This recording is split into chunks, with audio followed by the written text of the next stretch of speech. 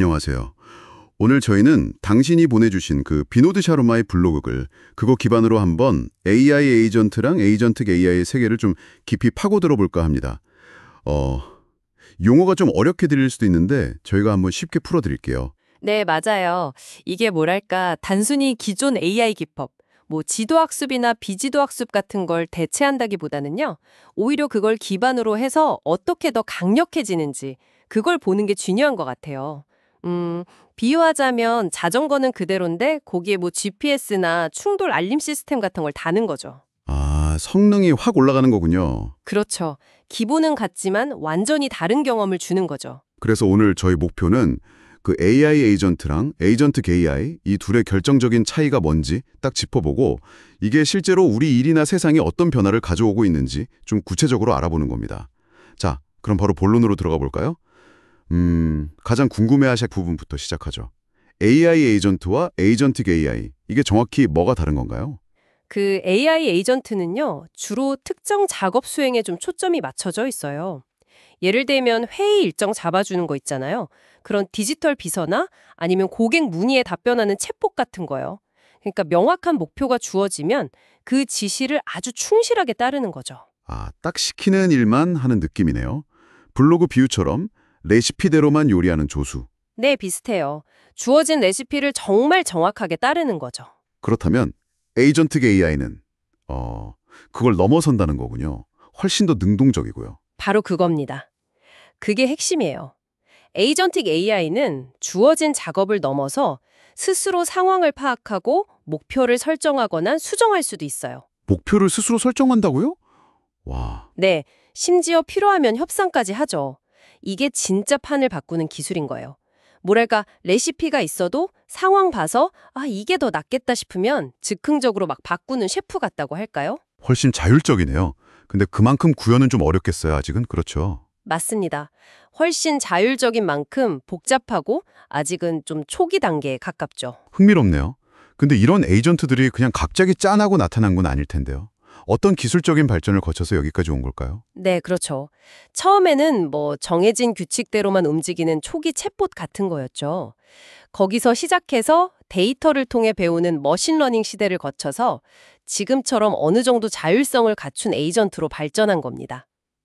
근데 여기서 중요한 포인트는 얘네들이 기존의 지도학습, 그러니까 정답 보고 배우는 방식이나 비지도학습, 데이터 속에서 패턴을 스스로 찾는 방식, 이런 걸 버린 게 아니라는 거예요. 아, 버린 게 아니라 오히려 그걸 더 잘 써먹는다는 거군요. 네네. 블로그에서 스테로이드를 맞았다고 했던 게 딱 그 말이네요. 하하하. 네, 정확해요. 비유가 아주 찰떡이죠. 마치 운전 배울 때 강사한테 배우는 거랑 지도학습, 혼자서 막 교통흐름 보면서 감 잡는 거, 비지도학습, 이 두 가지를 다 쓰는 셈이네요. 오, 아주 좋은 비유인데요.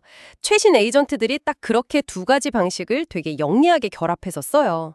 그러니까 알려진 규칙, 뭐 예를 들면 지도학습으로 배운 걸 따르면서도 예상 못한 새로운 패턴, 그러니까 비지도학습으로 발견한 것에 적응하는 거죠. 그래서 아까 말씀하신 사기 탐지 같은 게 더 효과적이 되는 거군요. 새로운 수법까지 잡아내니까. 네, 맞아요. 기존 수법뿐 아니라 완전 새로운 유형의 사기까지 훨씬 잘 잡아낼 수 있게 되는 거죠. 아, 기술적인 배경은 이제 좀 감이 오네요. 그럼 이제 진짜 궁금한 거, 이게 실제로 우리 삶에 어떤 영향을 주고 있는지, 단순한 도구를 넘어섰다고 하셨는데 구체적으로 어떤 게 있을까요? 이미 여러 분야에서 아마 변화를 느끼고 계실 수도 있어요. 예를 들어 의료 분야에서는 그 메이오 클리닉 사례 아시죠? AI가 의사가 놓칠 수 있는 걸 딱 찾아내서 진단 오류를 줄여주기도 하고요. 또 금융 쪽에서는 페이팔 같은 회사가 AI 써서 연간 뭐 수십억 달러 규모의 사기 거래를 막고 있다고 하잖아요. 와, 단순히 분석만 하는 게 아니라 진짜 판단을 하고 행동에 영향을 준다는 점이 되게 인상 깊네요. 블로그에서 말한 것처럼 이제 AI가 그냥 시키는 대로만 하는 게 아니라 우리 생각에 이건 어때요? 하고 질문도 던지고 대안도 제시하는 진짜 팀 동료 같은 느낌도 들어요. 그렇죠. 심지어는 사용자의 되게 미묘한 행동 패턴, 뭐 예를 들면 타이핑 속도나 스마트폰을 어떻게 쥐는지 그 각도까지 분석해서 보안을 강화하는 시스템도 있어요. 각도까지요? 와, 진짜 세밀하네요. 네, 그리고 고객 서비스 봇도 그냥 답변만 하는 수준이 아니라 문제를 좀 더 적극적으로 해결하고 고객 경험 자체를 좋게 만드는 쪽으로 진화하고 있고요. 근데요, AI 대 이렇게 스스로 판단하고 행동한다면 그 책임 문제는 어떻게 되는 건가요? 특히 뭐 대출 심사라든지 중요한 결정을 내릴 때 말이죠. 아, 네. 정말 중요한 질문이에요. AI가 뭐 대출 승인이나 거절, 아니면 뭐 자원 배분 같은 민감한 결정을 내릴 때 그 과정이 투명해야 하고 결과에 대한 책임 소재, 이런 부분은 앞으로 계속 논의가 필요할 거예요. 기술이 발전할수록 이 자율적인 시스템을 어떻게 감독하고 그 결정 과정을 우리가 이해할 수 있을지, 이런 고민이 깊어질 수밖에 없죠. 그렇군요.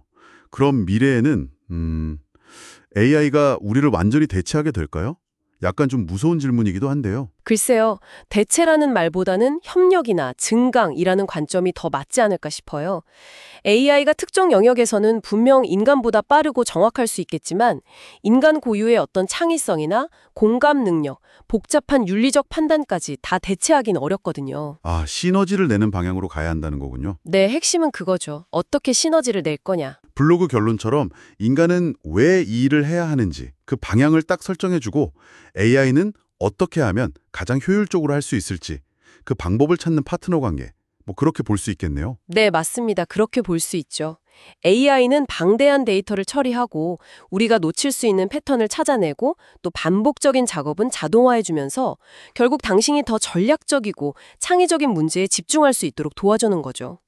정말 강력한 조력자가 될 수 있어요.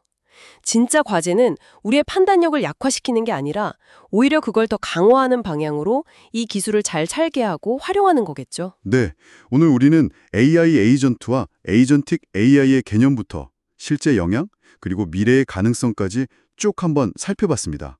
이게 더 이상 뭐 먼 미래의 얘기가 아니라 이미 우리 곁에서 변화를 만들고 있는 기술들이라는 걸 다시 한번 느꼈네요. 맞습니다. 결국 중요한 건 이 강력한 기술을 우리가 어떻게 이해하고 또 어떻게 활용하고 그리고 어떤 준비를 해야 할 것인가, 바로 이 점인 것 같아요.